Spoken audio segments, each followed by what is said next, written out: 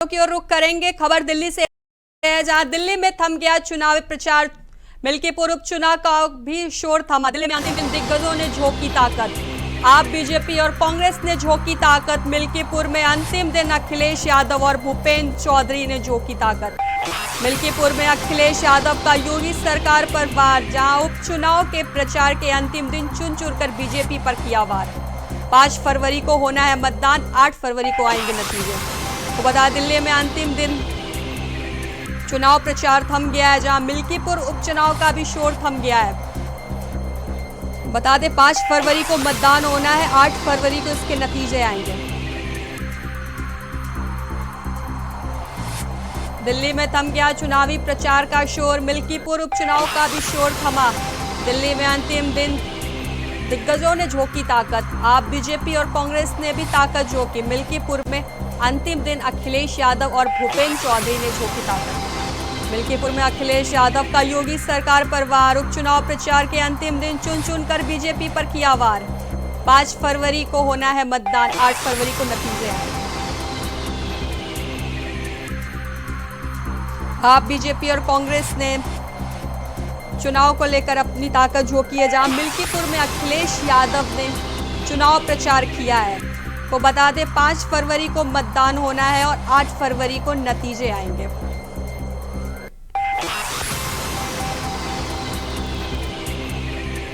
उपचुनाव प्रचार के अंतिम दिन चुन चुनकर बीजेपी पर सपा ने वार किया है।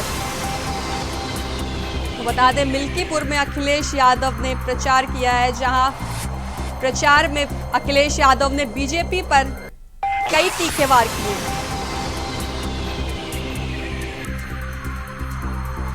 तो वहीं दिल्ली में भी चुनाव प्रचार थम गया है, साथ ही मिल्कीपुर में भी चुनाव शोर थम गया है। वही जानकारी के साथ हमारे सहयोगी पुष्पेंद्र चौधरी न्यूज रूम से हमारे साथ जुड़ गए। पुष्पेंद्र, चुनाव प्रचार थम गया है, दिल्ली में क्या कुछ माहौल देखने को मिल रहा है चुनाव को लेकर?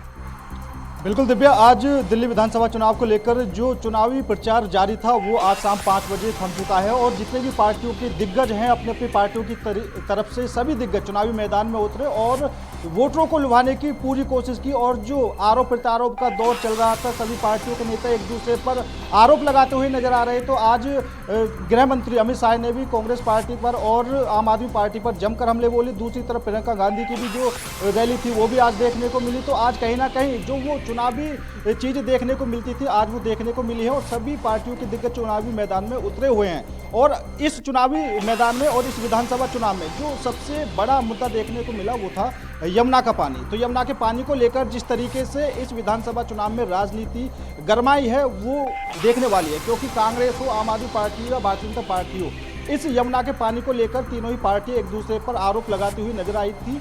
हालांकि इस मुद्दे की जो शुरुआत की वो आम आदमी पार्टी की तरफ से की गई, वो अरविंद केजरीवाल ने की। अरविंद केजरीवाल ने साफ तौर पर यमुना के पानी को लेकर भारतीय जनता पार्टी पर निशाना साधा और हरियाणा की सरकार पर खास तौर पर कहा कि हरियाणा जहरीला पानी दिल्ली को दे रहा है। तो दूसरी तरफ अब कांग्रेस भी इस मुद्दे को लेकर बीजेपी पर भी और आम आदमी पार्टी पर भी हमलावर है। राहुल गांधी ने साफ तौर पर अरविंद केजरीवाल पर निशाना साधते हुए कहा कि ये जो जहरीला पानी है अरविंद केजरीवाल पीकर दिखाए, क्योंकि अरविंद केजरीवाल ने जो पिछले विधानसभा चुनाव में कई तरीके के वादे किए थे कि दिल्ली को शुद्ध पानी दिया जाएगा, लेकिन अभी तक जो पानी की राजनीति दिल्ली के अंदर चल रही है वो अभी तक साफ नहीं हो पाई है। जी दिव्या। जी बिल्कुल पुष्पेंद्र, आप हमारे साथ बने रहिए। हमारे संवाददाता अयोध्या से विनय मिश्रा भी हमारे साथ जुड़ गए हैं। विनय, मिल्कीपुर उपचुनाव का भी शोर थम गया है, मिल्कीपुर में क्या कुछ माहौल देखने को मिल रहा है?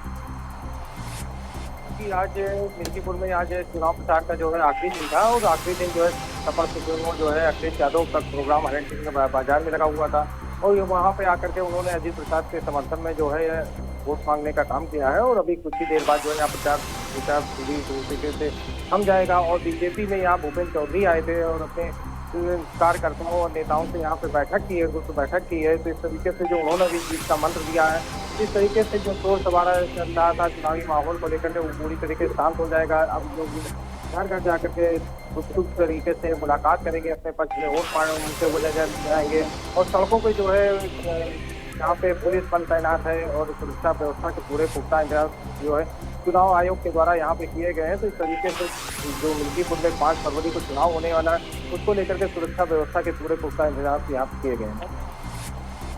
ठीक है विनय, आप हमारे साथ बने रहिए। वहीं ज्यादा जानकारी के साथ सादिक खान हमारे संवाददाता दिल्ली से हमारे साथ जुड़ गए हैं। सादिक, बीजेपी बड़े बड़े दावे कर रही है, दिल्ली में क्या माहौल देखने को मिल रहा है? लगातार सभी पार्टियां चुनावी मैदान में उतरी है। आज पूरी तरह से जो प्रचार का दौर है वो अंतिम चरण में था और आज प्रचार पूरी तरह से थम चुका है।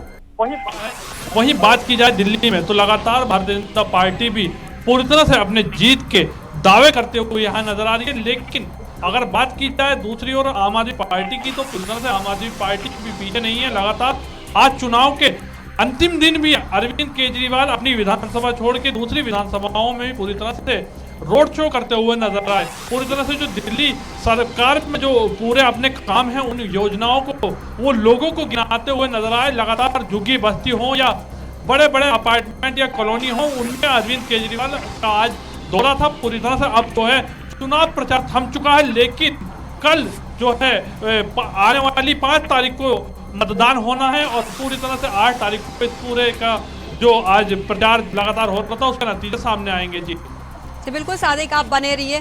पुष्पेंद्र, प्रधानमंत्री से लेकर मुख्यमंत्री तक दिल्ली में प्रचार करने के लिए आए, इसका असर देखने को मिलेगा क्या?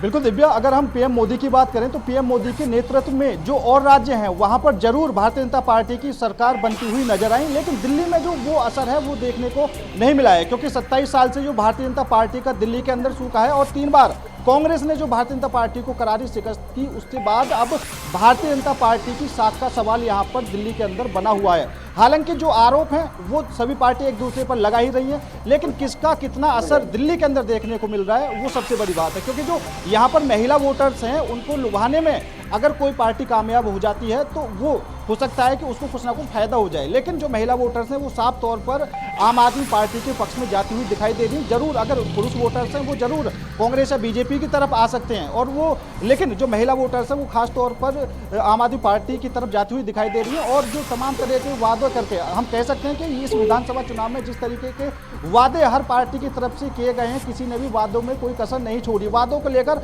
आम आदमी पार्टी ने भारतीय जनता पार्टी को भी घेरा है। उन्होंने कहा है कि ये जो वादे हैं, भारतीय जनता पार्टी जो वादे कर रही है ये हमारे वादे हैं और भारतीय जनता पार्टी साफ तौर पर हमारी कॉपी करने की कोशिश कर रही है। दूसरी तरफ भारतीय जनता पार्टी का ये भी कहना है कि जो योजनाएं पहले से दिल्ली में चल रही हैं, अगर हम फ्री योजनाओं की बात करें, जो योजनाएं दिल्ली में पहले से चल रही हैं वो योजनाएं बंद नहीं होंगी। और दूसरी तरफ अरविंद केजरीवाल भारतीय जनता पार्टी पर यही आरोप लगा रहे हैं कि भारतीय जनता पार्टी उन योजनाओं को बंद कर देगी। और सबसे बड़ी बात क्या है? सबसे बड़ी बात यह है कि अगर भारतीय जनता पार्टी किसी भी मुद्दे को उठाने की कोशिश करती है, किसी भी गढ़ में जाकर चुनाव प्रचार करती है, सटीक अरविंद केजरीवाल उसी को मुद्दा बनाकर उल्टा भारतीय जनता पार्टी पर निशाना साध देते हैं। अगर हम झुग्गी झोपड़ियों की बात करें तो केंद्रीय गृह मंत्री अमित शाह ने वहां पर जाकर लोगों को संबोधित किया, लेकिन खास तौर पर अरविंद केजरीवाल ने उसी को मुद्दा बनाकर झुग्गी झोपड़ी वालों से कहा कि अगर आप भारतीय जनता पार्टी को वोट देंगे तो ये सीधा सा मतलब है कि आप अपनी आत्महत्या पर खुद हस्ताक्षर कर रहे हैं। जी दिव्या। जी बिल्कुल पुष्पेंद्र, आप बने रहिए। विनय, अगर हम मिल्कीपुर उपचुनाव की बात कर रहे हैं तो आज सपा अध्यक्ष अखिलेश यादव मिल्कीपुर में मौजूद थे, तो ऐसे में जनता में क्या उत्साह देखने को मिला है? मैं बता दूं कि मिल्कीपुर का जो चुनाव है पूरी तरीके से घमासान मचा हुआ है। यहाँ पे भाजपा और भी सपा की कड़ी टक्कर देखने को मिल रही है। आज सपा प्रमुख जो है अखिलेश यादव आए थे, यहाँ पे जनता को संबोधित भी किए हैं और जनता भी यहाँ पे सुनने के लिए आई थी। तो इस तरीके से माना जा रहा है कि यहाँ पे जो सपा और भाजपा की कड़ी टक्कर देखने को मिल रही है। और बीजेपी के प्रदेश अध्यक्ष भूपेंद्र चौधरी भी आज यहाँ पे आए हुए थे और अंतिम दौर भी चल रहा था यहाँ प्रचार का। इस तरीके से दोनों पार्टियों ने जो है पूरी ताकत यहाँ पे झोंक दी है।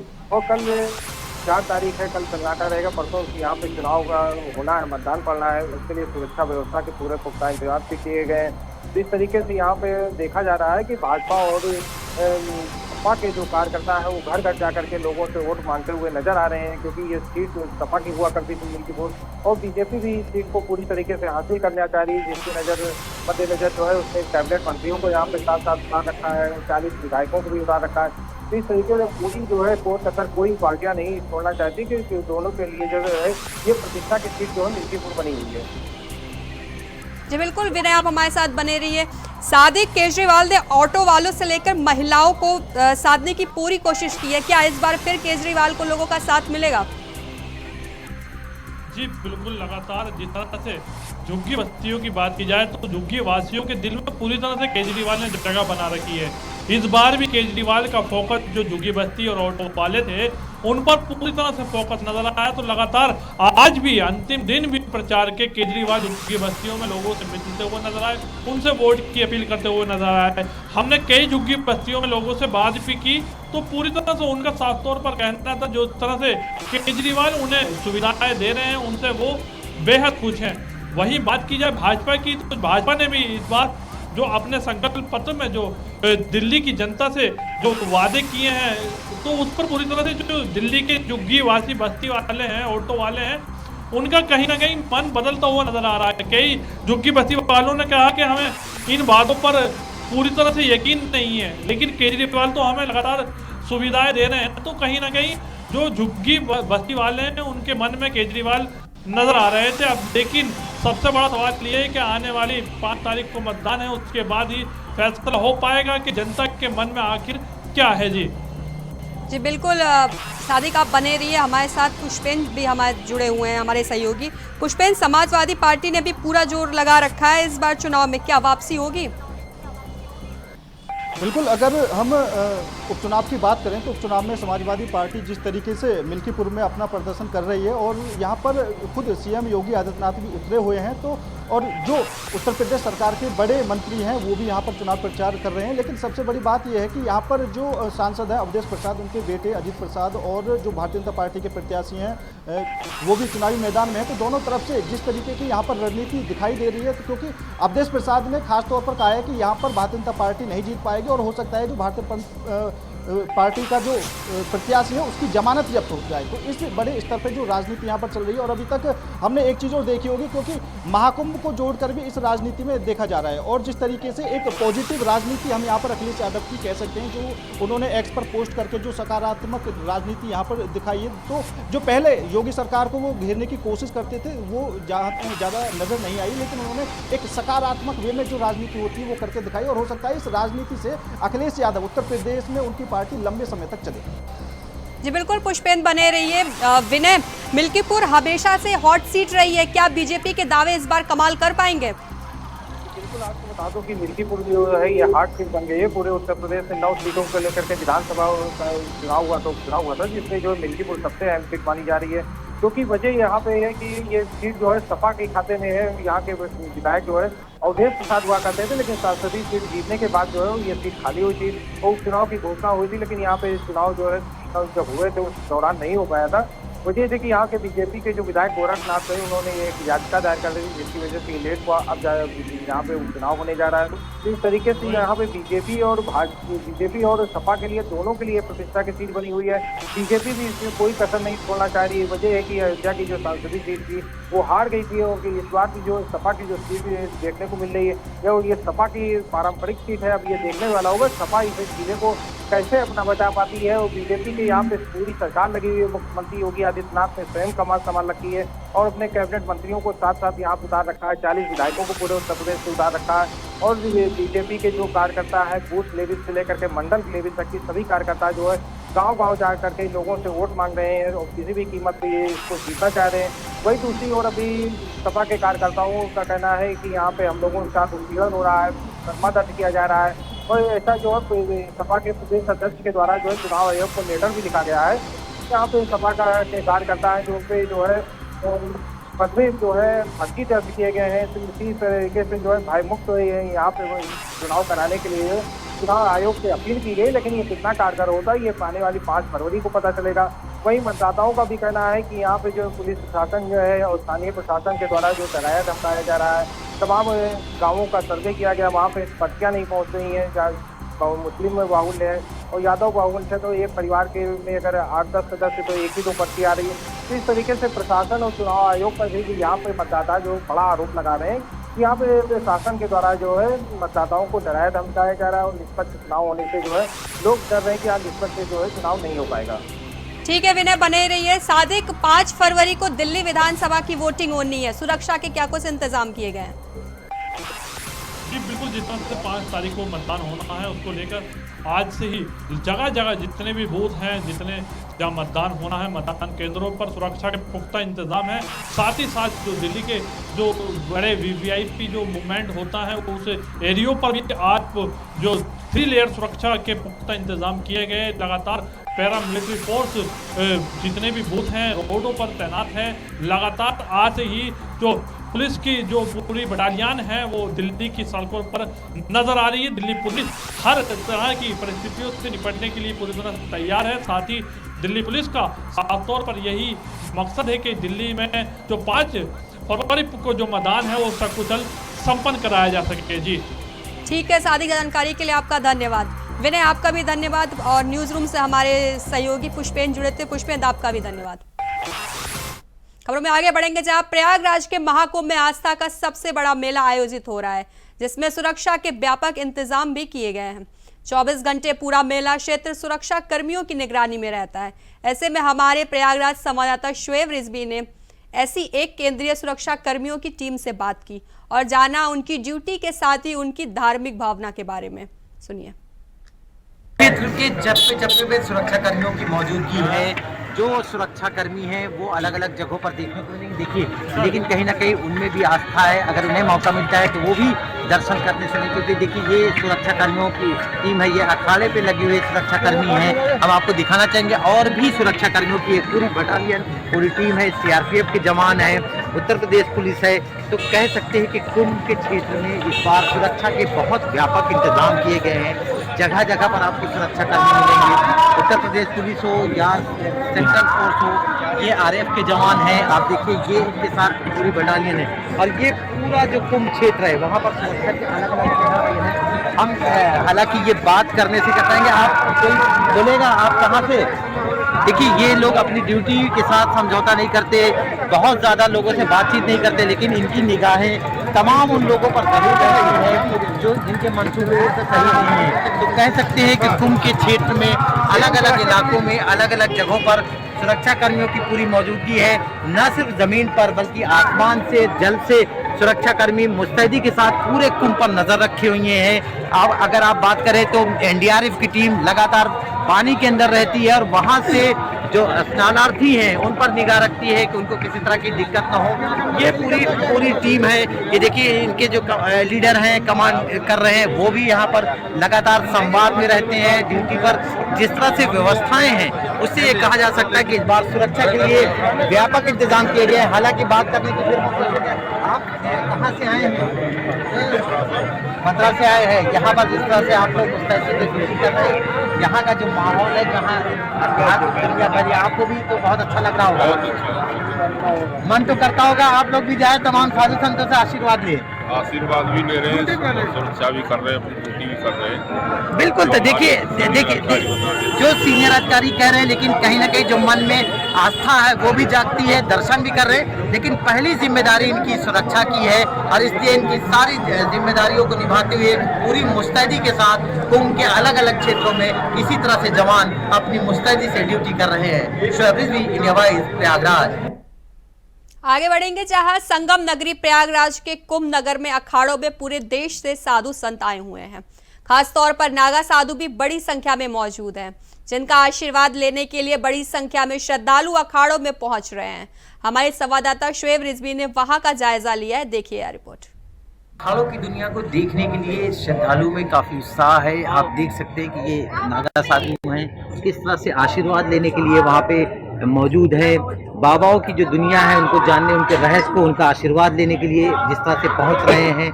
हम आपको दिखाएंगे। ये देखिए पूरा जो लोगों का हुजूम है वो जुटा हुआ है। अलग अलग जो बाबा हैं उनके अपने, देखिए किस तरह से दंडवत होकर के बाकायदा आशीर्वाद ले रहे हैं बाबा से और उन्हें आशीर्वाद दे रहे हैं। तो कह सकते हैं कि आस्था और विश्वास में किस तरह से डूबे हुए लोग यहाँ पर आ रहे हैं। सनातन धर्म की जो संस्कृति है उसको समझ रहे हैं। नागा साधुओं के साथ उनसे मिलने, उनसे आशीर्वाद लेने की एक तरह से होड़ सी लगी हुई है।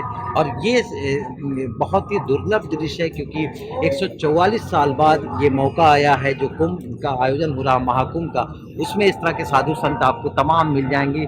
ये अखाड़ों की दुनिया में इस तरह के साधु संतों की एक तरह से कह सकते हैं कि मौजूदगी है और उन्हीं के बीच में ये लोग आकर के लोगों श्रद्धालु आशीर्वाद ले रहे हैं।